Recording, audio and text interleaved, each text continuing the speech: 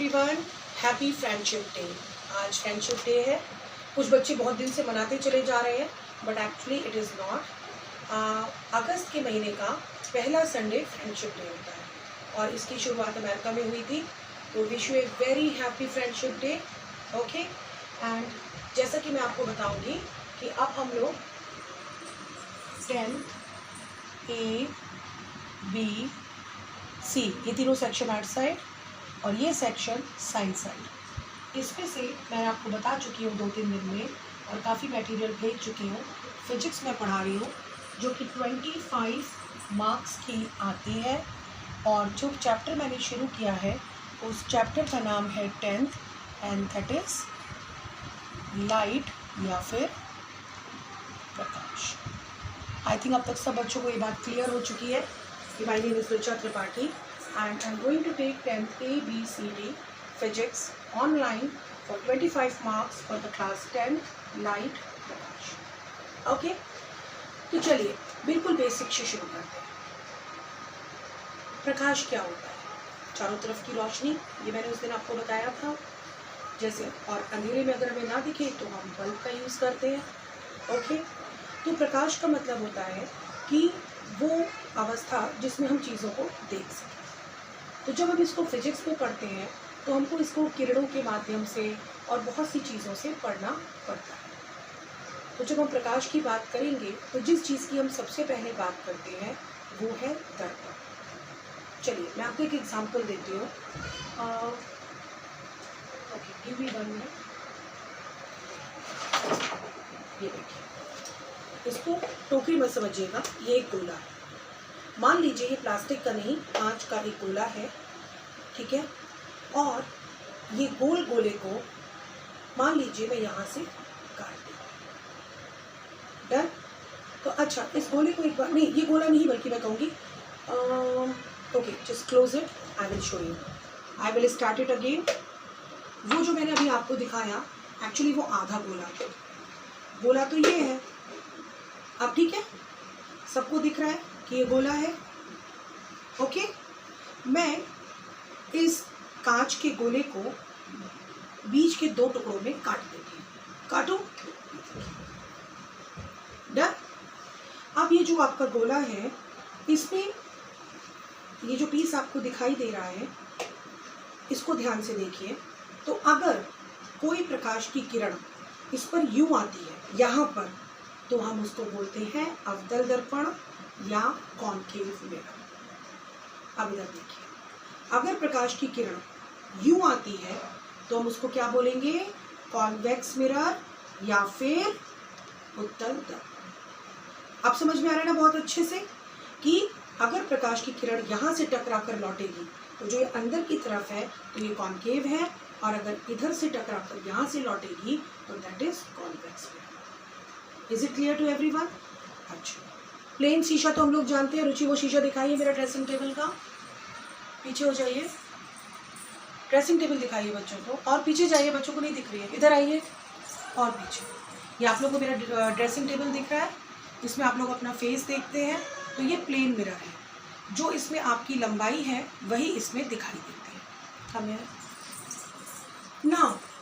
कई बच्चे मुझसे पूछेंगे कि एक्चुअली पॉलिश क्या है। रुचि कमियाँ सी, इसमें आपको अपना मुंह दिख रहा है, दिख रहा है ना? इसके पीछे क्या है? कभी घर का कोई शीशा निकालिएगा और ज़रा पीछे से देखिएगा, यहाँ पर एक परत जैसी ऑरेंज सफ़ेद कुछ चढ़ी रहती है। घर का कोई भी शीशा निकाल के देखिएगा, इसको कहते हैं पॉलिश। जब किसी भी शीशे के पीछे ये पॉलिश होती है तो आपको अपना चित्र उसमें दिखाई देता है या अपनी छाया दिखाई देती है, तो इसी को हम बोलते हैं दर्पण। मान लीजिए मैं इस पॉलिश को यहाँ से हटा दूँ तो क्या बन जाएगा? रुचि ये शीशा दिखाइए, पास जाइए, आइए। तो ये ग्लास बन जाएगा। आपको आर पार दिखाई दे रहा है, कमरे के पार दिखाई देने लगा। लेकिन अगर मैं ये शीशा यहाँ रख दूँगी तो आपको आपका मुंह दिखाई देगा। तो क्या फ़र्क हुआ? ये ग्लास है और ये दर्पण है या मिरर है या शीशा है। Is it clear? Okay, take your position. So आपने आज क्या सीखा? सबसे इम्पॉर्टेंट, दर्पण 3 तरह के होते हैं। एक वो दर्पण जिसमें आप अपना फेस देखते हैं, चेहरा देखते हैं जो कि मेरी ड्रेसिंग टेबल में है, जो मेरे हाथ में है। मैं इसको अपने पर्स में रख के अपना फेस देखती हूँ। हर दर्पण के पीछे पॉलिश होना ज़रूरी होता है, क्योंकि अगर आप मैं इसको खुरच दूंगी ना तो ये शीशा खराब हो जाएगा, आपको अपना चेहरा नहीं दिखाई देगा। बोलिए हाँ या नहीं। तो इसलिए दर्पण के पीछे पॉलिश जरूर होती है। उत्तल दर्पण के पीछे भी पॉलिश होती है और अवतल दर्पण के पीछे भी पॉलिश होती है। कुछ चीज़ें और देखिए, कभी लिखिए यू, और यू को इस शीशे में लिख के दिखाएंगे तो आपको उल्टा दिखाई देगा। ये बात पता है ना कि हम जो कुछ भी लिखते हैं अगर उसको शीशे के सामने दिखाते हैं तो उल्टा दिखाई देता है। ठीक है, तो ये सब बातें अब मैं आपको फिजिक्स में बता दूँगी।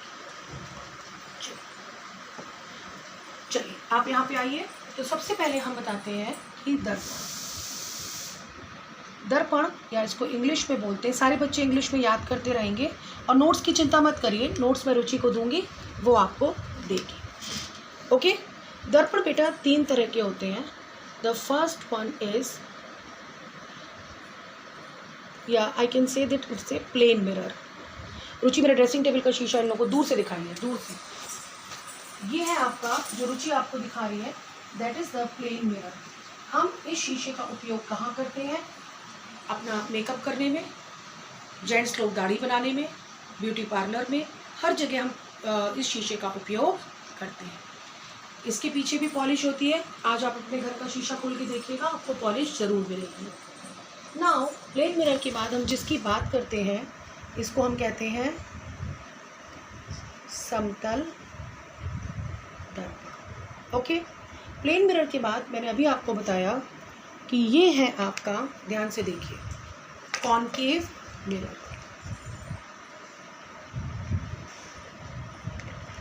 देख लीजिए और ध्यान से, नीचे पीछे जाइए। ये देखिए, ये कॉनकेव मिरर है। इसमें भी पॉलिश कहाँ होगी? इसकी तरह पीछे। तो किरण आएगी यहाँ से, वापस लौट जाएगी।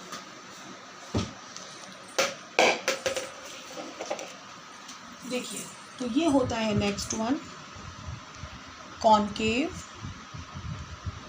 मिरर या अवतल दर्पण। And the next one is convex mirror या फिर उत्तल। Is it clear? Plane mirror आपका इस तरह का होता है, जिसमें यहाँ पर इस जो आपको ये रेशे दिखाई दे रहे हैं, ये पॉलिश है। तो मैं इसको लिखूंगी पॉलिश। और देखिए पॉलिश कैसी होती है, ध्यान से, ये देखिए। डन। किरण यूँ आएगी, इससे टकराकर लौट जाएगी। शीशे के पीछे हमेशा पॉलिश होती है। तो यह है आपका प्लेन मिरर। अगर इसमें आप LO लिखेंगे तो यहाँ पे OL दिखाई देगा। ठीक है। इसके बाद अवतल दर्पण, सेम चीज़ है, पॉलिश पीछे होगी। डन। और तीसरा है आपका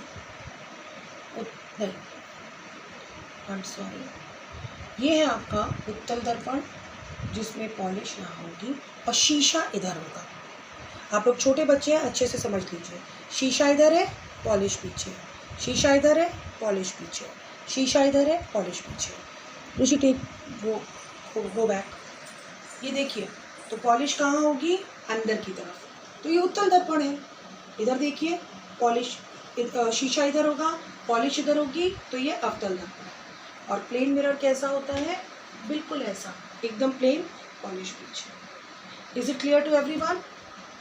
ये बात समझ में आ रही है बहुत अच्छे से? अब हम आगे बढ़ते हैं। प्लेन मिरर बचपन में पढ़ा है, ये इस साल आपके कोर्स में नहीं है। आपके कोर्स में है concave mirror and the convex mirror, that is अवतल एंड उत्तल। कॉनकेव मिरर का एक नाम और है, कॉनकेव मिरर का एक नाम और वो नाम है, इसको हम बोलते हैं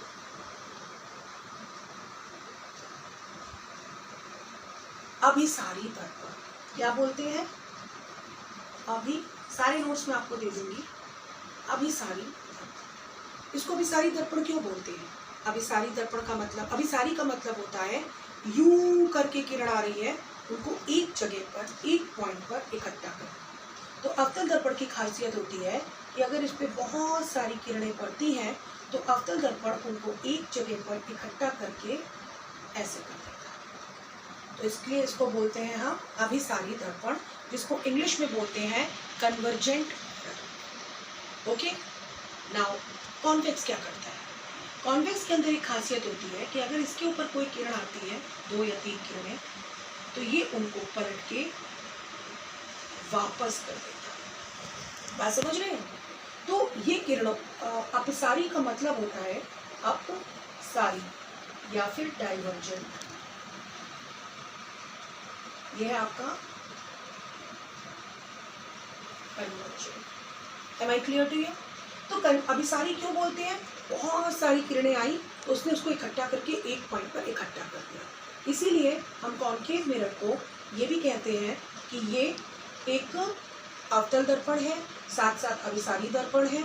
और इसको अपसारी क्यों कहते हैं? जो इसकी किरणें आती हैं ये उनको वापस कर देता है या यूं करके फैला देता है, तो इसलिए इसको हम अपसारी दर्पण भी कहते हैं। नाउ मैं आपको कुछ मेन बातें बताना चाहूँगी। मान लीजिए मैं यहाँ पे हूँ, ठीक है, और मैं अपनी इमेज इस शीशे में देखती हूँ।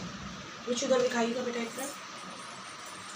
देखिए आपको शीशे में मैं दिखाई दे रही हूँ, ठीक है। तो जो शीशे में ऋचा दिख रही है वो ऋचा प्रतिबिंब है या छाया है या इमेज है। असली तो मैं हूँ ना, लुक एट मी। तो मैं क्या हूँ? बिंब। अब मैं यहाँ पे आपको 1-2 बातें और बहुत अच्छे से समझाऊंगी, क्योंकि अगर आपको बेसिक परिभाषाएं आएंगी तभी आप उन चीज़ों को समझ पाएंगे, तभी आप उन